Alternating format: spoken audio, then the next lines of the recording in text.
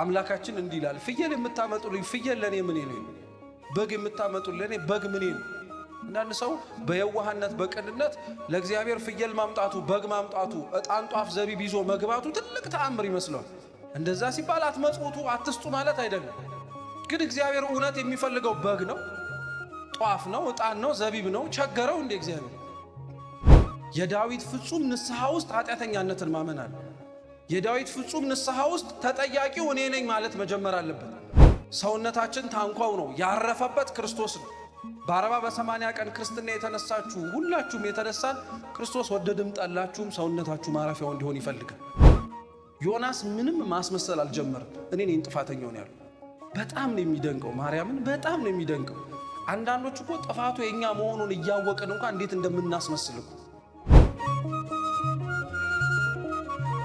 ልብ አምላክ ቅዱስ ዳዊት መዝሙር 50 ላይ እግዚአብሔርን ስለመበደሉ እግዚአብሔርን ስለማጥፋቱ እግዚአብሔርን ስለማሳዘኑ ምክንያት ጸሎት ያደርጋል አቤቱ በፊት ክፋትን አደረኩ ይልና እስቲ አንተን ብቻ በሉ እንጂ ብቻ በደልኩ እስኪ ድገሙት አንተን ብቻ በደልኩ እስኪ ልብ ብላችሁ ስሙ ዳዊት እሱን ብቻ ነው የበደለው ወይስ አልበደለም የሚለው እንድትመልሱት ልብ አምላክ ዳዊት አስቀድሞ ከነበረበት ከረኝነት ሕይወት ተነስቶ ወደ ንግስናው ሲመጣ የመጀመሪያው በደሉ ትልቁ ኃጢያቱ የነበረው ወታደሩ የነበረውን የኦሪዮን ሚስት ቤርሳቤህን ማስገደል ኦሪዮን አስገድሎ ቤርሳቤህን መቀማት ስለዚህ ስሙ ኦሪዮን ለማስገደል በጣም ትልቅ ታማኝ ወታደሩ ስለነበረ እሱ ብቻውን አንስቶ ጦር ሊወጋው አልፈልግም ስለዚህ ብርቱ በሆነው ሰልፉ በጠነከረበት ጦርነቱ በተፋፋመበት ቦታ ላይ እሱም ብቻውን ትታችሁት ሂዷል አንድ ብላችሁ ያዙ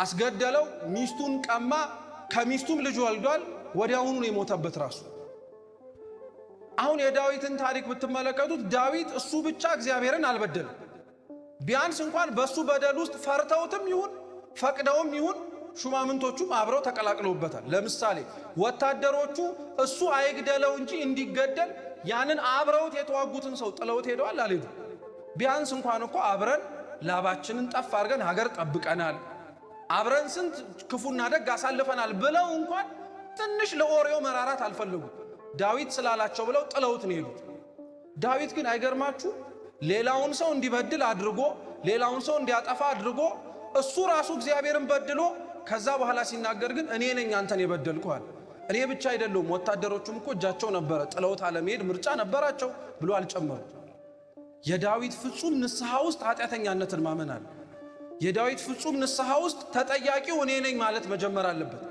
ዮናስም እንዲሁ ነው ተመሳሳይ ጭብጦቹን በደንብ ስለማንመለከታቸው ይሆናል እንጂ ዮናስም ከነበረበት ከተርሴስ ከተማ ተነስቶ ነነዌ ሂድ ነው የተባለው ታውቃላችሁ ዮናስ ለምን ነነዌ መሄድ እንዳልፈለገ በዘመኑ እግዚአብሔርና ህዝቡ ሰላም ነበሩ ምንም ጸብ አልነበር እግዚአብሔር ደግሞ ለህዝቡ ነው አይደለ ተስፋ ይሰጥ የነበረው ለህዝቡ ነው አይደለ ወለዳለው ይያለ ሲናገር የነበረው ዮናስ ተርሴስ ድረስ ሄጄ ነነዌ ድረስ ሄጄ አልሰብክም ያለው ህዝብህ ዳና ከሆነለ ሌላው ዳና አልዳነ ምን አገባህ አንተ ዝም ብለ እስራኤላውያንን ብቻ ጠብቅ እኮ ለማለት ነው አይገርማችሁም እግዚአብሔር ህዝቡ ዳና ቢሆንለትም የሚፈልጋቸው ሰዎች ጤናማ ቢሆኑለትም እሱን የማይፈልጉትም ሰዎች እንዲድኑ ይፈልጋል ሂድና ነነዌ ስበካ ዮናስ በአንዲት ታንኳ ላይ ተሳፈረ ሊቁ አምብሮስ ሲናገር እንደውም የሚገርማችሁ ዮናስ የተሳፈረበት መርከብ ላይ ራሱ የሁሉንም ሂሳብ የከፈለው ዮናስ ሁሉም ተሳፋሪ መርከብ ውስጥ ያለው ሂሳብ የቻለው ዮናስ ሐሳብ እንዳይቀይሩ እኮ አሁን እናንተ ራሳችሁ ታክሲ ላይ ተሳፍራችሁ ሁሉም አንድ ሰው ታክሲው ተዘግቷል ሂሳቡ ቢባል በሼም እንኳን የሆነ የራሳችሁ ቦታ ላይ አትወርዱ ሰውየው እስኪወርድ ድረስ ማለት ነው ከወረዳችሁ ራሱ ጠብር ግፍ ነው የምንለው ያላንተ አንደርስም ነበር ያንተ ገንዘብ ነው ምለንም ሌላ ቀጥያ ምን ዘበዝብም እንኖራለን ዮናስ ሁሉንም ሂሳብ ከፍሎ ሁሉም ሐሳባቸውን እንዲያለውጥ ሂሳብ ተዘግቷል ዝም ብላችሁ ወደ ምትሄዱበት የምትሄዱት ብሎ አስኮብሎላቸው አንድ ሰው ብቻ ነው በገንዘቡ ሊገዛው አልቻለው እሱም እግዚአብሔር ነው ዮናስ የነበረበት መርከብ ውስጥ ሐዋርያት እንደነበሩበት መርከብ እኮ ነው አውሎ ነፋስ ያስነሳበት በሙሉ በጠበጣቸው ህዝቡ ታንጎ መርከብ ውስጥ የነበሩት በሙሉ እቃቸውን ጣሉ የሚችሉትን ወረወሩ ምንም ለውጥ ሊመጣ አልቻለም ወደ አምላኮቻቸው ራሱ ወደሚያመልኩት ጣዖታት አልቅሰዋል ጮኸዋል ተራዳን ብለው ማለት ነው እነሱ አገር ሰላም ብለው ይሄንን ሁሉ ተአምር ሲያደርጉና ሲሉ ዮናስ ከታችኛው መርከብ ውስጥ ለጥ ብሎ ተኝቷል። ወርደው ቀስቅሰው ምንድን ያሉት ታስታውሳላችሁ? አንተ ስንጠፋ አይገድም ቢያንስ እንኳን ተነስተህ እስኪ ለአምላክህ ጩህ አሉት። ዮናስ ምንም ማስመሰል አልጀመረም። እኔ ነኝ ጥፋተኛው ነው ያለው። በጣም ነው የሚደንቀው፣ ማርያምን በጣም ነው የሚደንቀው። አንዳንዶች እኮ ጥፋቱ የኛ መሆኑን እያወቅን እንኳን እንዴት እንደምናስመስል እኮ አንተን ያጠፋኸው ተብሎ ሲነገረን እንኳን እስኪ አብረን እንጸልይ ማን እንዳጠፋ እንድናውቅ ብለን እኮ የምንናገርን እኛ። ዮናስ ራሱ እንዳጠፋ ሰው ጸልይ ሲሉት ምንም መጸለይ አያስፈልግም። እኔ ነኝ ጥፋተኛው አንስታችሁ ጣሉኝ ሰላም ይሆናል አላቸው። ዮናስ የነበረበት መርከብ ውስጥ ዮናስን አውጥተው ሲጥሉት ሁሉም ችግር ሆነ።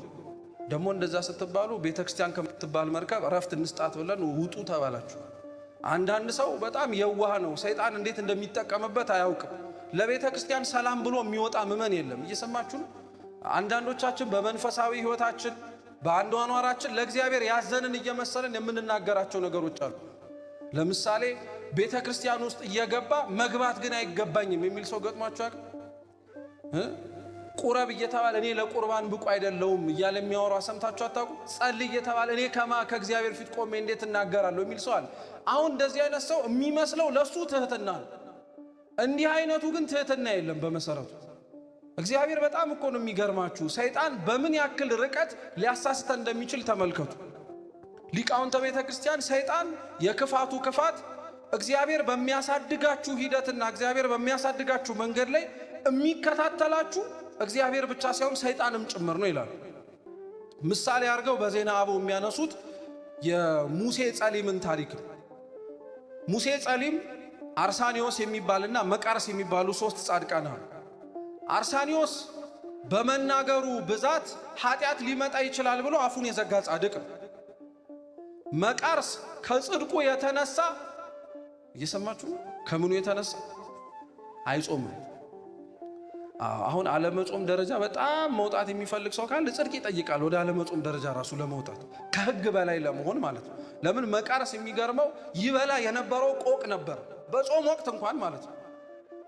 በጾም ወቅት ቆቅ ነው የሚበላው እና እሱን ስራውን፣ ዝናውን፣ ማንነቱን ሰምተው ብዙ ሰዎች ተሰብስበው መጡ እና መቃርስ ያለበት በዓት ገቡና እህል አቅርብልን አሉት። መቃርስ የለመደውን ቆቅ አመጣ። ወቅቱ የጾም ወቅት ነው። ተመለከቱትና በልባቸው ምን ብሎ አሰቡ? አንተም ብሎ ጻድቅ ደግሞ በጾም ወቅት ቆቅ ታቀርብልናል እያሉ ያሙታል በልባቸው።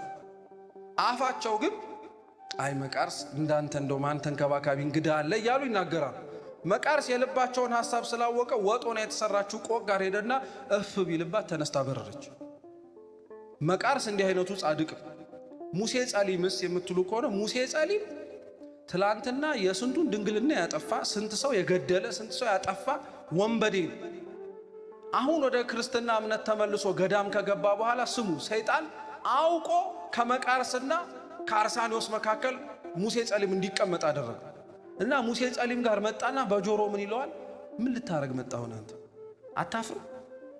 መቃርስን አየኸው? እፍ ብሎ ቆቅ ያበራል። አርሳኒዮስን አየኸው?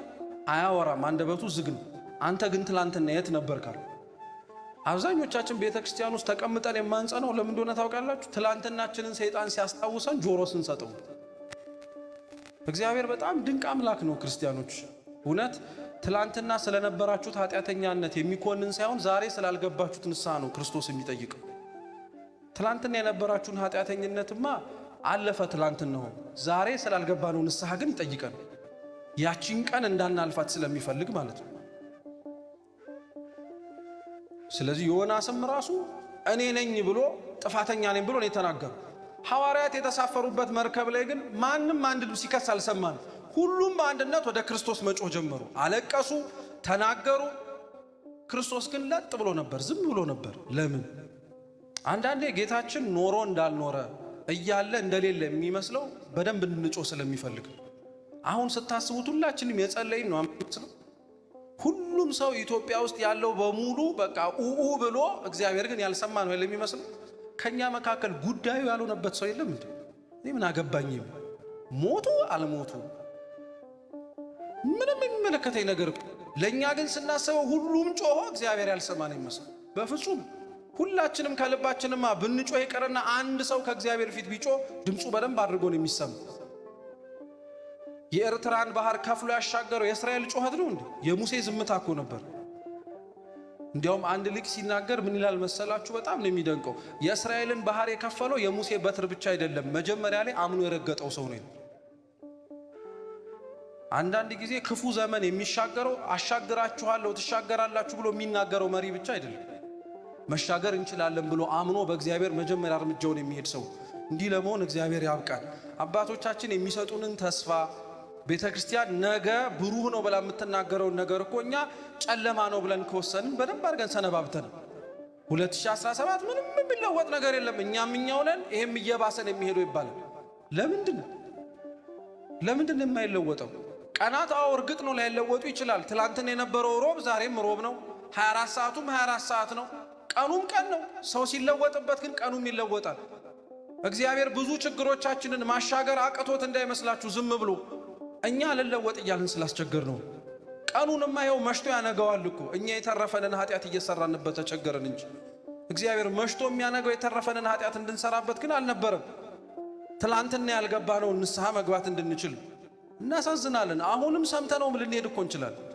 ለካ ንስሐ መግባት አለብን ብለን ማለት ነው። አሁን እንደሰማነው እውነቴን የምላችሁ ተቀምጠን ደግሞ አንዳንዴ ስናስበው እንዲህ አይነት ጉባኤያት ምን አለ ቤተ መቅደስ ውስጥ ቢሆኑ እየቆረቡ እውነት እኮ ነው የምላችሁ። ምን አለ ቢሆን ብላችሁ አትመኙ? ሁላችንም ተሰብስበን ቆርበን ምንም ቃል እግዚአብሔር ሳንሰማ የምንሄድበት ቃሉን የምንበላበት ማለት ነው፣ ክርስቶስ የምንጠጣበት የሁሌ የሩቅ ናፍቆት እንዳይመስላችሁ። እግዚአብሔር 365 ቀን ቅዳሴ እንዲቀደስ ቤተክርስቲያን ውስጥ ያደረገው ሁሌም የሚርበው እንዳለ ስለሚያውቅ ረሃባችንን ህሊናችንን እየዘጋን ድምፅ እንዲጠፋ ስላደረግነው ነው እኛ ጥፋተኞች ሆነ። ጮሁ፣ አለቀሱ፣ ሰምቶ እንዳልሰማ ዝም አላቸው። በጣም ከዛ በኋላ ግን መጮህ ጀመሩ፣ ኡኡ ማለት ጀመሩ። የዚህን ጊዜ ላይ ጌታችን ኢየሱስ ክርስቶስ ተነሳ፣ ነቃ። መጀመሪያ እነሱን አልተናገረም፣ ያስደነገጣቸውን ነገር ነው ዝም ያስባል። እግዚአብሔር መልስ መስጠት ሲጀምር ከቤተ ክርስቲያን አይመስልም፣ ከውጪ ነው። ቤተ ክርስቲያንን ሲበጠብጧት፣ ሰላም ሲነሷት የነበሩትን ነው መጀመሪያ ዝም የሚያስብል። ከዛ በኋላ ወደ ልጆቹ ይመጣል፣ ቤተ ክርስቲያን ውስጥ ደግሞ ይገባል። ማዕበሉን ሞገዱን ሁሉም ጸጥ ካስባለ በኋላ ክርስቶስ እሱ የተሳፈረበት ታንኳ ላይ ሆነው እንኳን መተማመን ያቃታቸውን ሰዎች መገሰጽ ጀመረ። ምን ያስፈራናል ክርስቲያኖች? ቤተ ክርስቲያን ውስጥ ሆነ አሁን በጣም የሚፈራ ሰው እኮ በረከተ። አረ ገብተው የሆነ ነገር ነው የሚያደርጉን። ተው፣ አረ ተው። ቤተ ክርስቲያን ውስጥ እንዴት ሰው ይፈራል? ቤተ ክርስቲያን ውስጥ እንዴት ሰው ይሳቀቃል? ቤተ ክርስቲያን ውስጥ እኮ አሁን ልክ እንደ ታንኳው ላይ ዝም እንዳለው እኮ እግዚአብሔር ዝም ብሎ እኮ አለ። እኛ በጮህን ቁጥር የማይሰማ የሚመስል እኛን ሊነኩን በመጣ ቁጥር ግን መልስ ለመስጠት ቀና የሚል አምላክ እኮ ነው ያለው። እንዴት ሰው ቤተ ክርስቲያን ውስጥ ሆኖ ይፈራል? እንዴት ሰው ከእግዚአብሔር ጋር ተጣብቆ ይፈራል? እነሱን ገሰጻቸው። እንዴት አታምኑም አላቸው። በጣም እኮ ነው የሚያሳዝነው እውነት። እሺ እኛ ስንበል አሁን ያለው የዘመን ሰው እንደ ሐዋርያቱ ክርስቶስን በአካል አላየውም እንበል። ከሐዋርያት የበለጠ ነገር ግን ክርስቶስ ለእኛ አድርጎልናል። ሐዋርያት ክርስቶስን አይተውት ሊሆን ይችላል፣ እኛ እንድንበላው እንድንጠጣው አድርጎናል። እዚህ ቦታ ላይ ሆነው እንደተጠበቁት ሆኖ ባለመገኘታቸው አምላካችን ተናገራቸው። እንዴት ይሄን ልታረጉ ቻላችሁ? አለማመናቸውን ገሰጻቸው። ሁለተኛው የታንኳው ትርጉም ግን የኛ ሰውነት ነው። ሰውነታችን ታንኳው ነው፣ ያረፈበት ክርስቶስ ነው። በ40 በ80 ቀን ክርስትና የተነሳችሁ ሁላችሁም የተነሳን ክርስቶስ ወደድም ጠላችሁም ሰውነታችሁ ማረፊያው እንዲሆን ይፈልጋል። ለቤተ መቅደሱ በምንሮጠው ልክ ለኛ ሰውነት ብንሮጥ ኖሮ የት በደረስን ኖሮ። ለዛ ነው ልበ አምላክ ዳዊት መዝሙር 76 ላይ ሲናገር ምን ብሎ ይናገራል? አምላካችን እንዲህ ይላል፣ ፍየል የምታመጡልኝ ፍየል ለኔ ምኔ ነው? በግ የምታመጡልኝ ለኔ በግ ምኔ ነው? አንዳንድ ሰው በየዋህነት በቅንነት ለእግዚአብሔር ፍየል ማምጣቱ በግ ማምጣቱ ዕጣን ጧፍ ዘቢብ ይዞ መግባቱ ትልቅ ተአምር ይመስለዋል። እንደዛ ሲባል አትመጽውቱ አትስጡ ማለት አይደለም። ግን እግዚአብሔር እውነት የሚፈልገው በግ ነው፣ ጧፍ ነው፣ ዕጣን ነው፣ ዘቢብ ነው። ቸገረው እንደ እግዚአብሔር? እነዚህ ሁሉ ሳይኖሩ የነበረ አምላክ እኮ ነው። እኛ ጧፍ እናብራለህ ብንለው ብንሰጠው ያ ጧፍ እኮ ይከስማል። እማይጠፋ ብርሃን ውስጥ የሚኖር አምላክ እኮ ነው። እኛ የሆነ ዕጣን እናጥንልህ ብንለው ፍህሙ ሲጠፋ እኮ ዕጣኑም አብሮ ይጠፋል። በሰማያት እኮ የማይጠፋ ዕጣን የሚታጠንለት አምላክ እኮ ነው። እግዚአብሔር የሆነ ነገር ይዛችሁልኝ ኑ የሚለው በዚህ በምንሰጠው ነገር ውስጥ ራሳችንን መስጠት እንድንለማመድ እኮ ነው። ስንቱ ሰው ለእግዚአብሔር ያላረገው ምን አለ? ስለት ገብተን ምን ያልሰጠነው ነገር አለ? ራሳችንን ግን አልሰጠነው። መች ብለን ገና ስንት ልንሰራው ያሰብነው ነገር አለ። እኛማ ጠዋት ተነስተን ያቀድነው ስንት ነገር አለ። እግዚአብሔር ግን አለ ፍየሉም በጉም ጧፉም ዕጣኑም ዘቢቡም ለሱ ምኑም አይደለም። እውነተኛው መስዋዕት እኛ ነው። እውነተኛው እግዚአብሔር ሊያርፍበት የሚፈልገው ታንኳ እሱ ነው፣ የኛው ሰውነት ማለት ነው።